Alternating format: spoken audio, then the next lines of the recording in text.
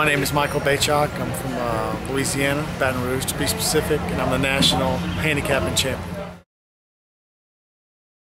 I had one shot left on the last race of the contest, and it was at Golden Gate, and I needed not only to pick the winner, to overtake the guy in first, I needed the horse to pay more than $11, and I needed him not to pick that horse too, or pick the second place horse. So I was jumping over so many snakes right there.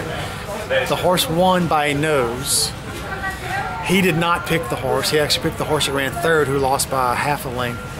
And the horse ended up paying $1 more than I needed. So I won the race by $1 and a nose on the last race. It was like, you know, I mean, you couldn't script it any better.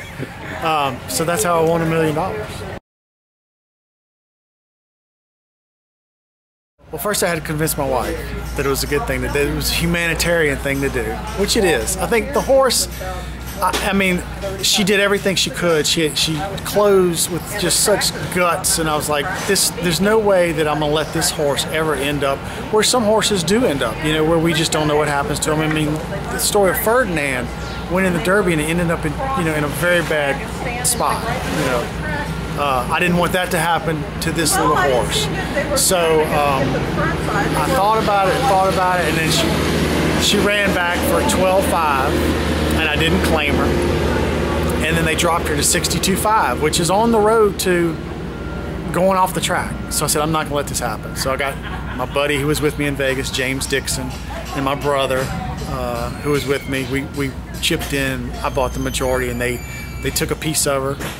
And the trainer, Steve Sherman, who's been absolutely fantastic, who I didn't know from Adam, he basically tried to talk me out of it. He said, you don't want to claim this horse. Don't claim it. I said, Steve, it's not about economics. You know, it's about karma. So I claimed her, and we ran her back last weekend, and she won. So she's, you know, she's 1 for 1 for us, and we're going to raise her up in price, and I'm going to, you know, do whatever I can to keep her. I mean, I will ultimately own her forever. I'm much more of a creative handicapper. I mean, my business is I write, I create, I'm in advertising. So I look at it at that angle much more than at a numbers crunching angle. You know, I'm not a CPA. I'm not an artist either, but I'm a writer, you know, creative thinker. So that's kind of the way I look at horse racing. And I think both of them have kind of trained me for each. You know, they're symbiotic, if you know. So, I mean, I'm looking at a lot of factors. Workouts, certainly speed, breeding, trips, trainer angles. I mean, I'll look at a bunch of different things and kind of throw it into like a gumbo, you know, and then something comes out. I like Sabercat to win the Derby. At the price. If he was 5 to 1, I wouldn't like it. If he was 10 to 1, I'd be iffy. But I'm pretty sure he's gonna be 30, 35 to 1.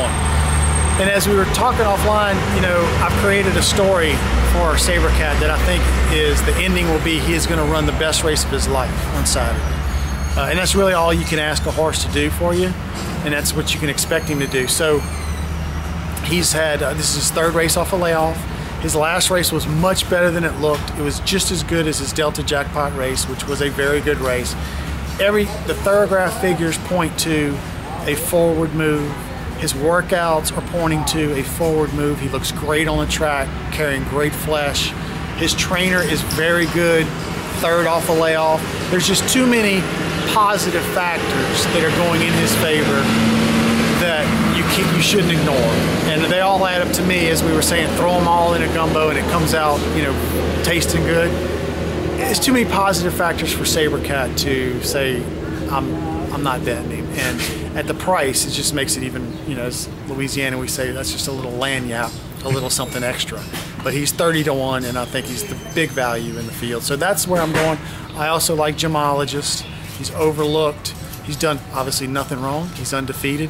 Todd Pletcher is another of the very best at getting a horse to a race in the tip-top best shape. So I think those 2 horses will be my keys.